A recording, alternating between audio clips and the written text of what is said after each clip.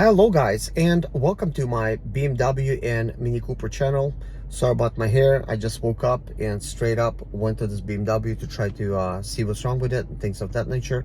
Let me explain to you guys a little bit about this BMW. So this is a BMW 5 series. So this is BMW X5 4.8i. I picked it up sight unseen. Here's what it looks like from the side. Here's what it looks like from the back. And this angle right here, there's lots of things wrong with it, so let me go over some of the things that are wrong. So first off, let's start with the engine. There's nothing wrong with it. Take a look at how it sounds.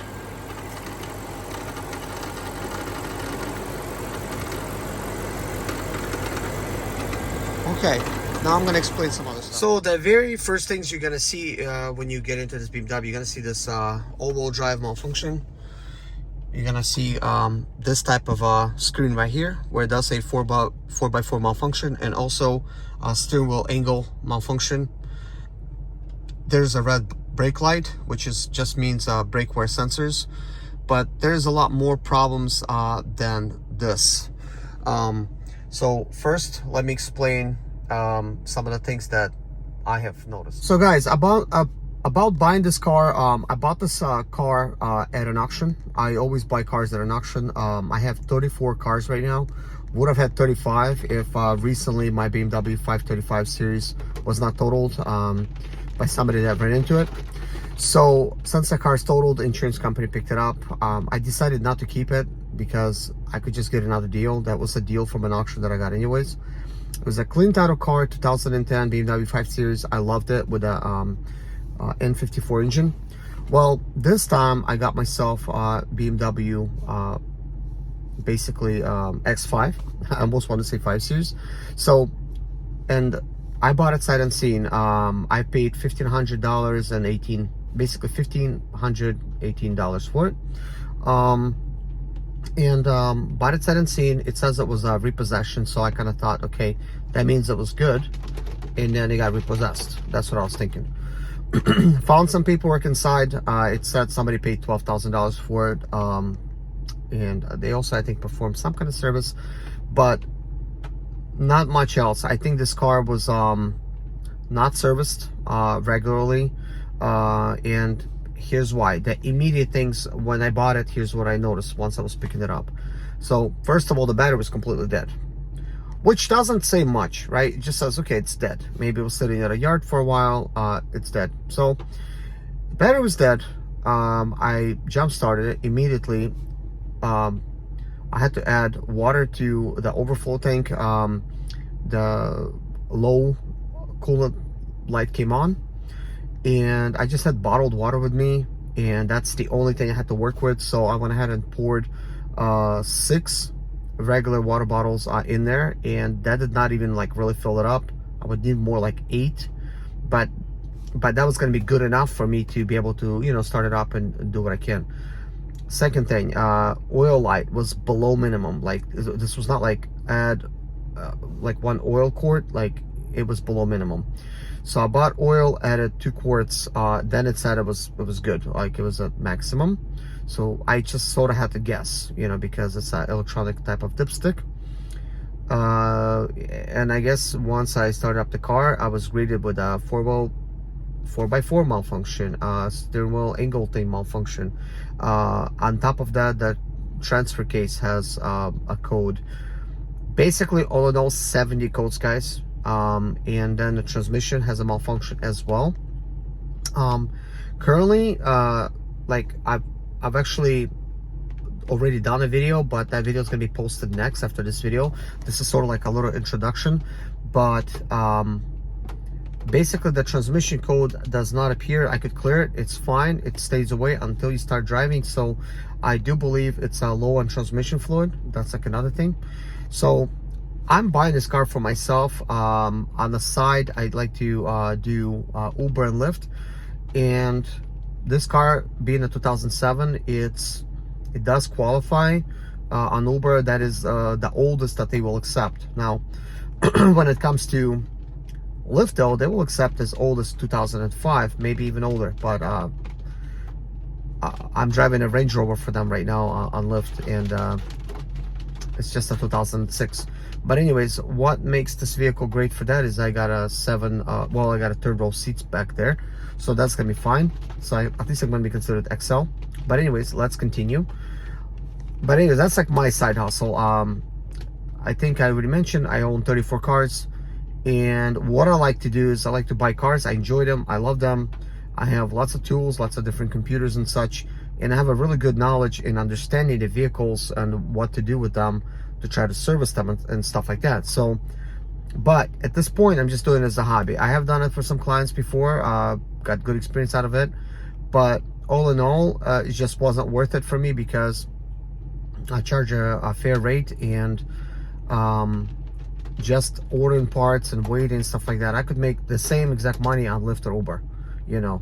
So it's almost kind of like a little bit pointless at this point unless I do it for myself.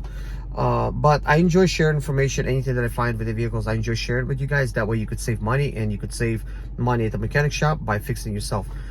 I have been making videos since 2015 on YouTube, and helping many people with their Mercedes Sprinter issues and stuff like that. But that's not the only vehicles I know how to fix. But anyways, let's get back to this BMW. So anyways, here's my diagnostic scan tool, and we have left off in the last vehicle. Excuse me. Wait a minute. Looks like I backed out too far. So we have left off where I was basically clearing some codes, and I counted all the codes that it had. It had 70 codes. It was quite crazy, and all that stuff was recorded.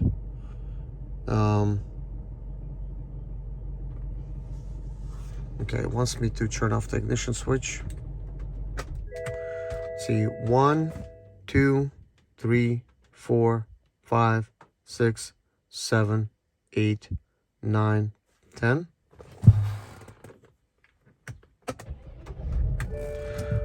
Okay, so let's hit OK. So the reason I'm trying to read the codes again, I just cleared the codes. I haven't backed out of the system. I haven't shut the car down. Only 6 codes have came back out of the 70 once I cleared them, which helps a lot because it helps me sort of like do the process of elimination. I don't have to look into every single code. Now, everything that's wrong with this car and all the services that it needs, I will be sharing with you guys each video what I end up doing. So right now it's more like introduction. I'm showing you guys some stuff, and in a later video I will show you the 70 codes, which was technically going to be the first video, but I think I needed to kind of explain to you guys a little bit about this car and like what's going on. So let's just do a health report just like we did last time. And hopefully only 6 codes came back. I haven't drove this car yet after deleting codes, because I think once I drive it, more codes could come back potentially. This is why you sort of have to like drive them. But apparently a lot more codes has came back instead of 6. So let's see, we got 1, 2, 3, 4, 5, 6, 7, 8, 9, 10, 11, 12, 16, 17. So we got 17 codes that came back. So previously you've seen me mess with well, you will see me mess with the code and try to delete it. Comes back this one right here, the car access system. Now, engine control module, K-line fault. I think I did have that. This is a ECM. So let's see what this is about. Let's see. Let's read fault. Tank vent involved actuation. Okay, so that looks like a new code. I haven't really looked into it yet. Let's just clear it. I just like to clear codes and see if anything comes back. So apparently that code just decides to stay. Also, I'm low on fuel, so that might be like another thing. So, and I was hearing like a little tap at the fuel tank. So anyways, that is fine, I guess. Let's leave it alone. So we got transfer case, we got oil wear, malfunction transfer box, anti-lock brake system. So this has to do with brake pads. We already looked at that. And then a transfer case malfunction. We already seen it before. Okay, line fault, electronic ride height control. So that air ride system in the back, the two things that, you know, they're leaking. So I don't know if the bags are bad or it's something else. Usually people just replace them, but I'm not one of those people. I like to do actually exactly what it needs and try to fix the pennies on a dollar. Also, I will mention this. Normally, I would recommend for anybody that, like, let's say, if I was working in a vehicle, which at this point I'm just not accepting any clients, I would recommend to use, you know, proper OEM parts, right? Usually from the dealer. But when making these videos and helping you guys fix this thing pennies on the dollar, I know you're gonna attempt to try to use eBay parts. So I'm gonna be using eBay parts to fix this. And since I own the vehicle, I don't have to really worry about a customer coming back because the part has failed, because I'll have to fix it basically. It means double work for me, but I would not necessarily want to do double work just to save somebody money on parts. And now I have to do double work because of it, or charge the customer double for that same work now to do it correctly. But some of these parts will work well and some of them will not, obviously, because they're Chinese manufactured parts, and some of them, they're just not quality. But I'm not going to be worried about that because it's my own vehicle. So let's see, safety and gateway module, control display, things like that, park distance control, low wire fault, footwell module, brake light, right faulty brake light, left faulty, direction indicator.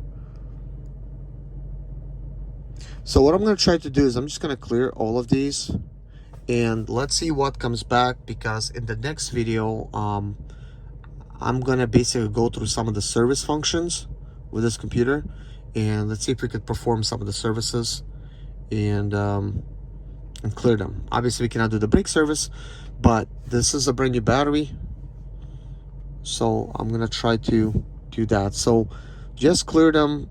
And let's see how many came back. So we have 6, 7, 8, 9, 10 that came back. And let's see, I'll just take a snapshot of the stuff that came back. So, and now I guess I'm going to go ahead and return to this other screen. I'm going to show you.